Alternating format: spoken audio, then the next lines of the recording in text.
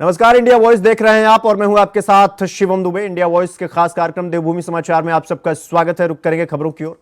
आपको बता दें कि देहरादून से बड़ी खबर हम आपको बता रहे हैं, जहां पर सूत्रों के हवाले से यह खबर आ रही है कि कांग्रेस को लग सकता है एक और बड़ा झटका।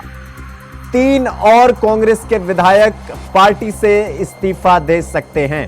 तो देहरादून से बड़ी खबर हम आपको बता रहे हैं, सूत्रों के हवाले से एक खबर आ रही है जहां कांग्रेस को एक और बड़ा झटका लग सकता है और 3 और कांग्रेस के विधायक इस्तीफा दे सकते हैं।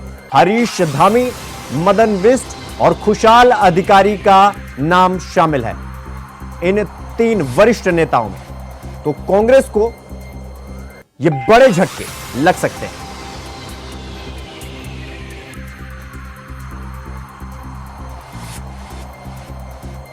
इसी खबर पर हमारे साथ तुषार गुप्ता हमारे साथ फोनो लाइन पर जुड़े हुए हैं। तुषार, ये कांग्रेस के साथ जो ये सिलसिला उत्तराखंड में चल रहा है, लगातार उनके वरिष्ठ नेता पार्टी का दामन छोड़ रहे हैं और अब एक बार फिर 3 वरिष्ठ नेता पार्टी का दामन छोड़ने के लिए तैयार हैं, ऐसे सूत्रों के हवाले से खबर आ रही है।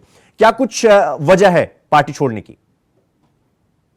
विधायक भाजपा में जाते हैं तो कहीं ना कहीं कांग्रेस के लिए बहुत दुर्भाग्यपूर्ण होगा, क्योंकि बद्रीनाथ से जो विधायक है राजेंद्र भंडारी, वो दिल्ली में अपनी सदस्यता भाजपा में ज्वाइन कर चुके हैं। कहीं ना कहीं जो पार्टी चाह रही थी उनसे कि जो पौड़ी लोकसभा सीट है उसमें वो मजबूती से प्रचार प्रसार करेंगे, लेकिन फिर भी कांग्रेस के विरुद्ध हो गए और उसके बाद भाजपा उन्होंने ज्वाइन की है। तो कहीं ना कहीं जिस तरह से 1 महीने से हम देख रहे हैं जो भाजपा की लहर है वो कांग्रेस को डुबाती भी नजर आ रही है। जो कांग्रेस के वरिष्ठ नेता हैं, जो कार्यकर्ता है, वो सैकड़ों की संख्या में भाजपा का दामन थामते हुए नजर आ रहे हैं और ऐसे में राजेंद्र भंडारी ने भी दिल्ली में सदस्यता ले ली है, जिसमें मुख्यमंत्री पुष्कर सिंह धामी रहे, प्रदेश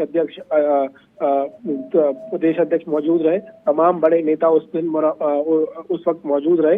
तो अब ये माना जा रहा है, ये संभावना लगाई जा रही है कि हरीश धामी जो धारचूला से विधायक है कांग्रेस के, और उसके बाद मदन बिष्ट की मैं बात करूं तो वो सल्ट से विधायक है कांग्रेस के, और आखिरी जो खुशहाल अधिकारी हैं जो लोहाघाट से विधायक है कांग्रेस के, ये तीनों पार्टी का दामन थाम सकते हैं और उसके बाद जो कांग्रेस का दामन छोड़कर जो भाजपा की दामन है वो थाम सकता है। तो कहीं ना कहीं जो भाजपा की मुश्किलें हैं वो मजबूत तुषार नजर आ रही है। तुषार, सवाल यह है कि लोकसभा चुनाव जो है वो महज कुछ ही दिन शेष रह गया है और कल तो इलेक्शन कमीशन ने तारीख का भी ऐलान कर दिया है, और ऐसे में तारीख के ऐलान के बाद कांग्रेस के इतने वरिष्ठ नेता जब कांग्रेस को छोड़ करके जा रहे हैं, इसके पीछे की वजह क्या है? क्या कुछ कारण बताया है इन्होंने पार्टी को छोड़ने की?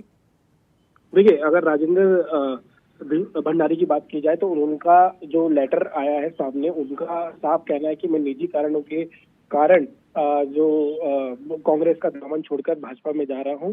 और सभी नेताओं में अधिकतम ये देखा गया है कि वो कांग्रेस से असंतुष्ट नजर आए। लक्ष्मी राणा की मैं बात करूं, पूर्व कैबिनेट मंत्री हरक सिंह रावत की करीबी रही है, कांग्रेस की वरिष्ठ नेता रही है, करीब 25 साल उन्होंने कांग्रेस में मजबूती देने का काम किया है और उन्होंने भी पार्टी छोड़ी है। और उनका अगर मैं बात करूं, उनके पत्र में लिखा हुआ था, उन्होंने कहा कि जब ईडी का छापामारी यहाँ पर हुई या फिर भाजपा ने उन पर दबाव बनाने की कोशिश की तो कांग्रेस पार्टी ने उनका साथ नहीं दिया। तो ऐसे में उन्होंने पार्टी छोड़ दी और उसके बाद भाजपा का दामन थामा। ऐसे में साफ तौर पर नजर आ सकता है कि भाजपा के जो नेता है वो मजबूत होते हुए नजर आ रहे हैं। कांग्रेस थोड़ी कमजोर होती हुई नजर आ रही है। लोकसभा में उनका दावा था कि हम 5 लोकसभा सीट जीतेंगे। ऐसे में अगर 3 प्रत्याशी माफ करेंगे 3 विधायक और जाते हैं तो कहीं ना कहीं मुश्किलें और बढ़ सकती है। हरीश धामी के जाने से बहुत मजबूत कैंडिडेट है, बहुत पुराने कांग्रेस के नेता हैं। सल्ट से जो विधायक है मदन बिष्ट, वो भी बहुत पुराने कांग्रेस के नेता हैं। ऐसे में अगर वो दोनों भी या तमाम जो नेता ऐसे गए हैं वो कहीं ना कहीं नुकसान कांग्रेस को पहुंचाएंगे लोकसभा चुनाव में। तो ऐसे में मोदी लहर जिस तरह से उत्तराखंड में देखने को मिल रही है उसमें कांग्रेस डूबती भी साफ तौर पर नजर आ रही है। जी तुषार, बहुत बहुत धन्यवाद आपका हमारे साथ जुड़ने के लिए।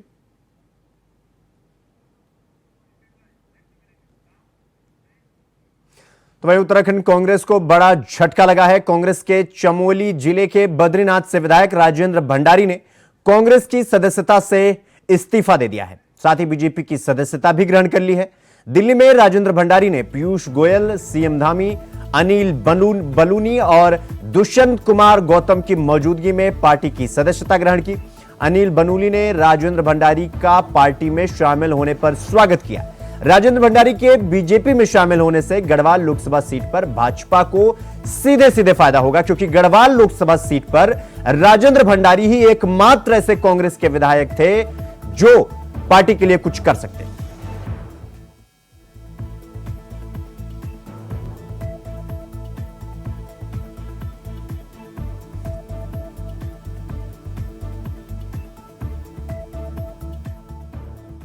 बहुत बहुत स्वागत है राजेंद्र भंडारी जी का, जिन्होंने वर्षों से उत्तराखंड की, बद्रीनाथ धाम की सेवा की है। अलग अलग पदों पर रहते हुए उन्होंने जिस प्रकार से अपने कार्यशैली से लोगों का दिल जीता, उससे बार बार 3 बार चुन के आना यही दर्शाता है कि इनकी लोकप्रियता और इनका प्रभाव अपने क्षेत्र में इनके काम के बल पर अभी भी बहुत ही तेज गति से बढ़ रहा है। इसी तरीके से इसी कड़ी में प्रधानमंत्री नरेंद्र मोदी जी ने जिस प्रकार से पूरे देश में विकास का कार्य किया है, एक भ्रष्टाचार मुक्त भारत बनाने का कार्य किया, भारत की विरासत को विकास के साथ जोड़ते हुए फिर एक बार भारत की हम सब की जो धरोहर है उसको संभालने संवारने का काम जो किया है, उससे प्रभावित होके, उससे प्रेरित होके आज माननीय राजेंद्र भंडारी जी भारतीय जनता पार्टी के सदस्य के रूप में जुड़ रहे हैं। मैं आपका तहे दिल से स्वागत करता हूं और उम्मीद करता हूं कि इसी प्रतिबद्धता के साथ, इसी मेहनत के साथ आपका भारतीय जनता पार्टी के भी कार्यकाल में लोगों में वही विकास की भावना से आप सेवा करते रहेंगे। आज बड़ा सुखद अवसर है कि राजेंद्र भंडारी जी, जिनके बारे में अभी अनिल जी ने बताया, एक लंबा उनका राजनीतिक कैरियर है। जिला पंचायत के अध्यक्ष रहे हैं, बहुत सामान्य स्थितियों में उन्होंने काम करना प्रारंभ किया। लगातार 3 बार विधानसभा में और उत्तराखंड सरकार में कैबिनेट मंत्री के दायित्व में भी आपने काम किया है। आज भारतीय जनता पार्टी में शामिल हो रहे हैं। हमारे प्रधानमंत्री जी का जो देश के अंदर, उत्तराखंड के अंदर जो विकास के अनेक काम हुए हैं, और उत्तराखंड में विशेषकर आपके पिछले 10 सालों के अगर कालखंड की बात करें तो जिस क्षेत्र से राजेंद्र जी अभी विधायक थे, वैसे इस्तीफा दे दिया है आज उन्होंने, तो बद्रीनाथ का मास्टर प्लान बनना हो, 4 धाम ऑल वेदर रोडें बननी हो, या उत्तराखंड के एक कोने से दूसरे कोने को जोड़ना हो, वो सारे काम आपके आसपास भी हुए हैं, पूरे उत्तराखंड के लिए भी हुए हैं। केदारनाथ पुनर्निर्माण का काम पूरे देश के लोगों ने देखा है, तेजी से चला है। हेमकुंड साहब भी, चूँकि उसी जनपद में है जहाँ से आप विधायक हैं, वहाँ का रोपवे का काम चल रहा है, केदारनाथ रोपवे का काम चल रहा है, ऋषिकेश कर्णप्रयाग रेल लाइन भी चल रही है। ऐसे अनेक कामों से आपने प्रभावित होकर भारतीय जनता पार्टी की आज सदस्यता ली है। हम सभी, मैं अपनी तरफ से भी आपका बहुत स्वागत करता हूं, और ये हमारे लिए एक वातावरण तो हमारा पहले से ही बना हुआ है। उत्तराखंड की 5 लोकसभा सीटें हम बड़े अंतर से हम जीतने जा रहे हैं, और राजेंद्र जी के हमारे परिवार में शामिल होने से पूरे हमारे उस लोकसभा क्षेत्र समेत उत्तराखंड के अंदर एक सकारात्मक ऊर्जा और सकारात्मक माहौल बनेगा। एक बार फिर से मैं आपको बहुत बधाई देता हूँ, शुभकामनाएं देता हूँ कि आज जो है, आज आप विश्व की सबसे बड़ी पार्टी के सदस्य हुए, हमारे परिवार के अंग बन गए। आपका बहुत बहुत स्वागत, धन्यवाद। प्रधानमंत्री जी के कुशल नेतृत्व में हमने आस्था व्यक्त की है, और जिस तरह से देश को आगे ले जाने का काम कर रहे हैं, हम उनके पद चिन्हों पर करने का काम करेंगे, और निश्चित रूप से भारतीय जनता पार्टी के प्रत्याशियों को जिता करके लाएंगे। नहीं, 14 विधानसभा में प्रत्याशी कांग्रेस, 14 विधानसभा में जो है कुल विधायक थे, 13 उसमें बीजेपी के थे, 1 में कांग्रेस का था। मैंने भी आज त्याग पत्र दे दिया है और बीजेपी की नीतियों में पूरा विश्वास व्यक्त। तो वहीं उत्तराखंड कांग्रेस को लोकसभा चुनाव से पहले बड़ा झटका लगा है। कांग्रेस के वरिष्ठ नेता और बद्रीनाथ विधायक राजेंद्र भंडारी ने कांग्रेस छोड़ बीजेपी में सदस्यता ले ली है। इसी को लेकर कैबिनेट मंत्री गणेश जोशी ने कहा कि एक के बाद एक प्रदेश कांग्रेस के नेता भाजपा में शामिल हो रहे हैं और ये मंत्री का बोलना यह भी है कि जब जहाज डूबता है तो हर एक व्यक्ति को अपनी जान प्यारी होती है, तो अपनी जान बचाने के लिए व्यक्ति वहां से निकलना सही समझता है।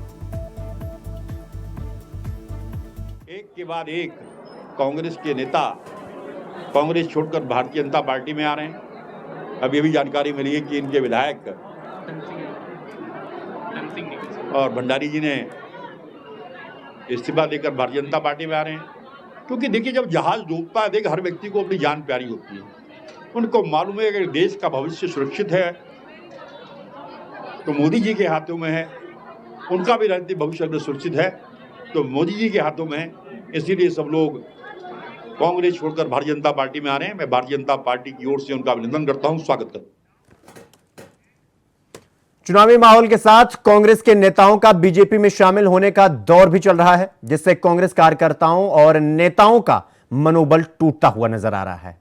आपको बता दें कि करीब 1 महीने से अब तक सैकड़ों की संख्या में कांग्रेस के वरिष्ठ नेता और कार्यकर्ता भाजपा का दामन थाम चुके हैं। इस पर कांग्रेस प्रदेश प्रवक्ता गरिमा दसोनी ने उन नेताओं को दल बदलू नेता कह दिया।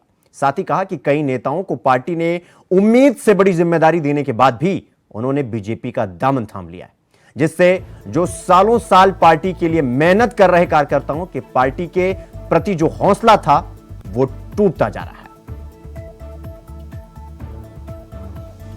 ये तमाम लोग वो हैं जिन्हें सम्मान पचा नहीं। कांग्रेस पार्टी ने इनको नेता बनाया, इनको पद दिया, समाज में प्रतिष्ठा इनकी बढ़ाई और उसी अपने पद और प्रतिष्ठा के बल पर इन्होंने नेगोशिएशन करा, दूसरे दल में जाकर बैठ गए। अब ये तो उत्तराखंड की और देश की जनता को आकलन करना है कि बार बार जो लोग पहले भाजपा में जाते हैं, फिर कांग्रेस में आते हैं, फिर वापस भाजपा में जाते हैं, यानी कि कभी तो भूल की है इन्होंने। या तो भाजपा में जाना इनकी भूल थी या कांग्रेस में आना इनकी भूल थी। तो इनकी भूल का खामियाजा प्रदेश और प्रदेश की जनता क्यों भुगते? भूल ये करते जाएं और खामियाजा प्रदेश की जनता भुगते, ऐसा नहीं हो सकता। इसलिए बार बार मैं आह्वान कर रही हूं उत्तराखंड की देवतुल्य जनता से कि बाइकॉट दल बदलू। ये जितने भी दल बदलू हैं, जो खाटी भाजपाई है, जो खाटी कांग्रेसी है, जो खाटी सपाई है, उसका तो पुरजोर साथ दीजिए, क्योंकि उसने अपनी विचारधारा का साथ दिया है। लेकिन जो अपनी विचारधारा का नहीं हो पाया, जिसका कोई चरित्र नहीं है, जो थाली के बैगन की तरह लुढ़क रहा है, उसके साथ उसकी बात जनता भला। खबरों में आगे बढ़ेंगे। हरिद्वार लोकसभा सीट से बीजेपी प्रत्याशी त्रिवेंद्र सिंह रावत ने आज हरिद्वार पहुंचकर अपने चुनाव अभियान की शुरुआत की।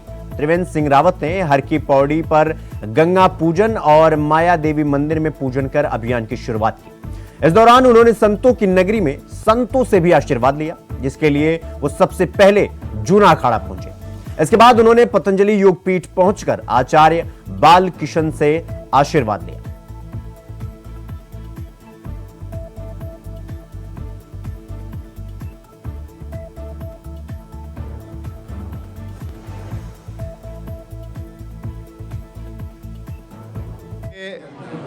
हमारे यहाँ कोई भी शुभ कार्य हम माँ गंगा को स्मरण करके करते हैं और यहाँ पर मैं तो स्मरण नहीं बल्कि साक्षात माँ गंगा के तट पर हर की पैड़ी पर आकर मैंने माँ गंगा की आरती की है तमाम अपने सहयोगियों के साथ में। माँ गंगा से यही प्रार्थना है कि माँ गंगा मुझे देश की सेवा करने का आप अवसर दें। क्या प्रार्थना करी है माँ गंगा से?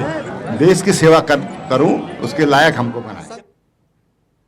अगली खबर पौड़ी से है, जहां चुनाव आयोग ने लोकसभा चुनाव 2024 को लेकर तारीखों का ऐलान कर दिया गया है।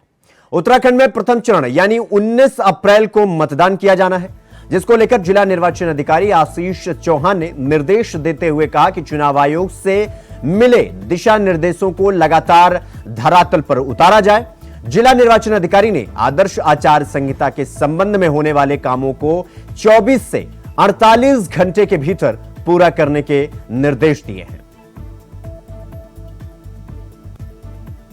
जितने हमारे प्रिवेंटिव एक्शन हैं और जो वनरेबिलिटी की मैपिंग है और जो वनरेबिलिटी के साथ साथ जो क्रिटिकल जो हमारे सेंटर्स हैं उसके संबंध में भी एक विस्तृत चर्चा की गई थी। खासकर फोर्स का डिप्लॉयमेंट और जो आवश्यक जो कार्रवाई है, खासकर सीजर की कार्रवाई और असलहों के जमा करने की कार्रवाई, उस पर एक विस्तृत चर्चा की गई है। इसके साथ साथ आगामी होली का जो त्यौहार है उसकी संवेदनशीलता को देखते हुए, क्योंकि ठीक इलेक्शन के आसपास ये त्यौहार है, उसकी संवेदनशीलता को देखते हुए हम लोगों के द्वारा सभी पूरे संपूर्ण हरिद्वार में जो सेंसिटिव एरिया हैं उनको चिन्हित करके वहां पर जो फोर्स का डिप्लॉयमेंट है उसकी एक रणनीति। अगली खबर हल्द्वानी से है, जहां आचार संहिता लगते ही प्रशासन एक्टिव हो गया है। जिला निर्वाचन विभाग के निर्देश पर सरकारी संपत्तियों और निजी संपत्तियों से राजनीतिक प्रचार प्रसार की सामग्री हटाई जा रही है। सिटी मजिस्ट्रेट एपी वाजपेयी ने जानकारी देते हुए बताया कि 3 चरणों में अतिक्रमण हटाने की कार्रवाई हो रही है। पहले 24 घंटे में सरकारी कार्यालयों से प्रचार सामग्री हटाई जाएगी। 48 घंटे में सरकारी दफ्तरों और शहरी क्षेत्र में होर्डिंग बोर्ड और प्रचार सामग्री हटाई जाएगी।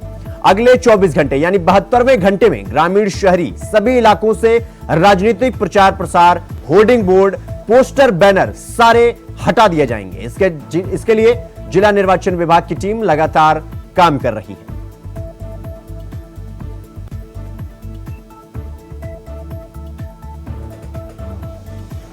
लेवल पे टीमें गठित की गई हैं, उनके द्वारा इसमें कार्रवाई की जाएगी। 24 घंटे, 48 घंटे और 72 घंटे में जो सरकारी संपत्तियां हैं, सरकारी परिसर हैं, इसके अलावा निजी संपत्तियां हैं, उस पर किसी भी प्रकार की जो प्रचार सामग्री लगी है उसे हटाया जाना सुनिश्चित किया जाना है। उसके लिए सभी तैयारियां पूर्ण की जा चुकी हैं। तो खबरों में आगे बढ़ेंगे। अगली खबर हरिद्वार से है, जहां आचार संहिता लागू होने के बाद पुलिस अलर्ट मोड पर आ गई है। यूपी की सीमाओं से लगने वाला हरिद्वार जिला कई मायनों में संवेदनशील है। एसएसपी प्रमेंद्र सिंह डोभाल ने जिला पुलिस के सभी अधिकारियों और थाना अध्यक्षों के साथ साथ मीटिंग कर आचार संहिता के दौरान बरती जाने वाली सभी तरह की सावधानियों को लेकर निर्देश दिए हैं। एसएसपी ने कहा कि जिले में गैंगस्टर एक्ट के अपराधियों का डाटा कलेक्ट करना, असलहे जमा कराना और संवेदनशील बूथों पर खास सावधानी बरतने के निर्देश भी दिए गए।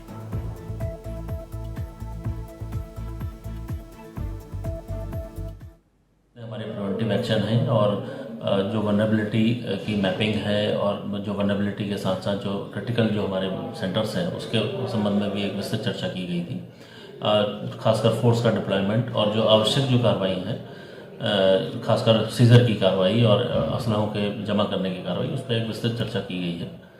इसके साथ साथ आगामी होली का जो त्यौहार है उसकी संवेदनशीलता को देखते हुए, क्योंकि ठीक इलेक्शन के आसपास ये त्यौहार है, उसकी संवेदनशीलता को देखते हुए हम लोगों के द्वारा सभी पूरे संपूर्ण हरिद्वार में जो सेंसिटिव एरिया हैं उनको चिन्हित करके वहां पर जो फोर्स का डिप्लॉयमेंट। चुनाव की तारीख की घोषणा होने के बाद बीजेपी प्रदेश कार्यालय को भी सजाया गया है। साथ ही प्रधानमंत्री नरेंद्र मोदी की योजनाएं, उपलब्धि और गारंटी की प्रदर्शनी लगाई गई है, जिससे बीजेपी के नेता और आम जनमानस प्रधानमंत्री के विकास योजनाओं से सीधा जुड़ सके। इस पर ज्यादा जानकारी दे रहे हैं हमारे संवाददाता तुषार गुप्ता। शनिवार से चुनाव आयोग की प्रेस वार्ता के बाद पूरे देश भर में चुनावी माहौल शुरू हो चुका है। उत्तराखंड में भी जो भाजपा कार्यालय है उसका रंग रूप अलग देखने को मिल रहा है। यहाँ पर जगह जगह जो प्रधानमंत्री नरेंद्र मोदी की जो गारंटी है और साथ साथ जो 10 सालों के काम है वो साफ तौर पर यहाँ पर नज़र आते हैं।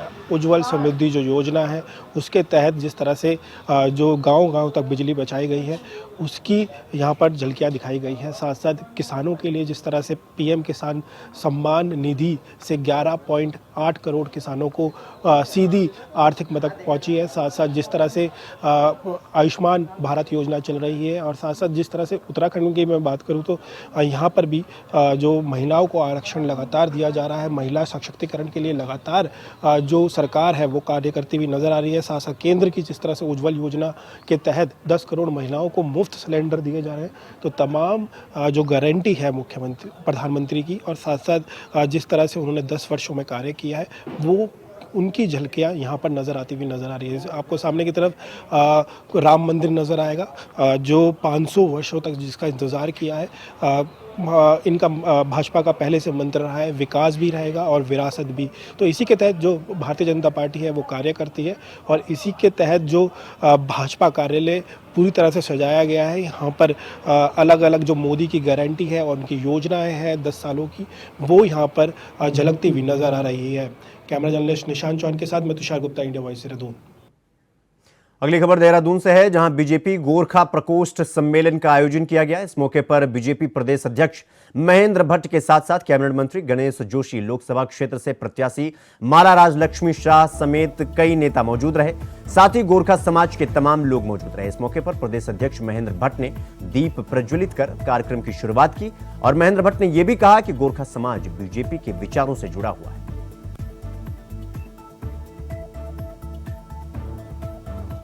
आज भारतीय जनता पार्टी गोरखा प्रकोष्ठ द्वारा एक गोरखा सम्मेलन का आयोजन किया गया है और मैं उस विधानसभा का विरोध करता हूं जो प्रदेश की गोरखा बाहुल्य विधानसभा है, जहां 28,000 से अधिक गोरखाली वोट है और मुझे समाज का आशीर्वाद 3 बार से मिल रहा है।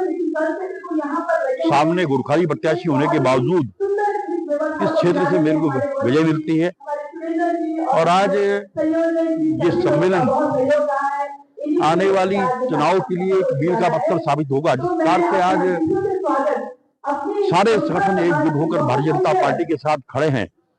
ये एक ऐसी कौम है जो स्वाभिमानी कौम है, ईमानदार कौम है, मेहनतकश कौम है और साथ में ये बलिदानी कौम है। और इनके बारे में कहा गया है कि अगर कोई कहता है कि वो मौत से नहीं डरता तो वो झूठ बोल रहा है या फिर वो गोरखा है। यानी कि ऐसे गोरखों का सम्मेलन अभी यहाँ पे हो रहा है, तो इनके इस सम्मेलन में मुझे आने का मौका मिल रहा है। मैं इनको बहुत बधाई दे रहा हूँ, शुभकामनाएं दे रहा हूँ और निश्चित रूप से अनेकों जो सेना में हमारे आज इस समाज के लोग हैं वो हमेशा अपने स्वार्थ के लिए, बलिदान के लिए जाते जाते हैं, तो उनके सम्मेलन में आकर मुझे बहुत अच्छा लग रहा है। और आप जानते हैं कि मेरे ही क्षेत्र के अमर शहीद दुर्गामल, जिनके लिए हम कह सकते हैं वो हमारे लिए प्रेरणा का उन्होंने काम किया और उनके लिए दुर्गाला में चाहे उनकी मूर्ति लगानी हो, चाहे दुर्गाला चौक का नाम रखना हो, चाहे डिग्री कॉलेज उनके नाम से रखना हो या फिर डाक टिकट जारी करने की बात हो, हमने उसमें जिस प्रकार से काम किया। तो वहीं नैनीताल के भीमताल में नगर पालिका ने आदर्श आचार संहिता लगते ही सार्वजनिक स्थानों से राजनीतिक पोस्टर बैनर हटाना शुरू कर दिया है। इसी क्रम में भीमताल नगर पालिका ने खोटानी चौराहे पे राजनीतिक पोस्टर हटा दिए। नगर पालिका के अधिकारी का यह कहना है कि पहले 24 घंटे में सरकारी संस्थानों से ये बैनर पोस्टर हटाए जा रहे हैं। उसके बाद सार्वजनिक स्थानों के साथ साथ भवनों से भी बैनर पोस्टर हटाकर झंडे हटाने का कार्यक्रम किया जाएगा और आदर्श आचार संहिता का पालन किया जाएगा। इसको लेकर नगर पालिका भीमताल ने शुरुआत कर दिया है। इसी क्रम में नगर पालिका के कर्मचारी ने विद्युत गाड़ी की मदद से बड़े होर्डिंग बैनर को भी हटा दिया है।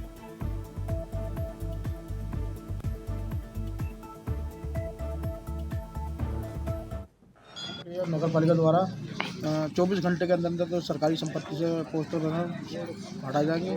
तो अगले 24 घंटे में सार्वजनिक भवनों से और स्थानों से हटाए जाएंगे। उसके अगले 24 घंटे से पब्लिक पर्सनल आवास से हटाए जाएंगे। तो वहीं लोकसभा चुनाव की तैयारी में लगी बीजेपी ने 5 लोकसभा सीटों पर प्रत्याशियों की घोषणा कर दी है। तो इसी के साथ पौड़ी लोकसभा सीट पर अनिल बलूनी को प्रत्याशी बनाया गया। वहीं दूसरी ओर कांग्रेस की तरफ से पूर्व प्रदेश अध्यक्ष गणेश गोदिया को प्रत्याशी बनाया गया है, जिस पर कांग्रेस और बीजेपी में पोस्टर वार की राजनीति शुरू हो गई है। सोशल मीडिया पर इस समय गणेश गोदियाल और अनिल बलूनी की तस्वीर वायरल हो रही है, जिसमें सांसद अनिल बलूनी को दिल्ली वाला बताया गया और कांग्रेस प्रत्याशी गणेश गोदियाल को पहाड़ का निवासी बताया गया है।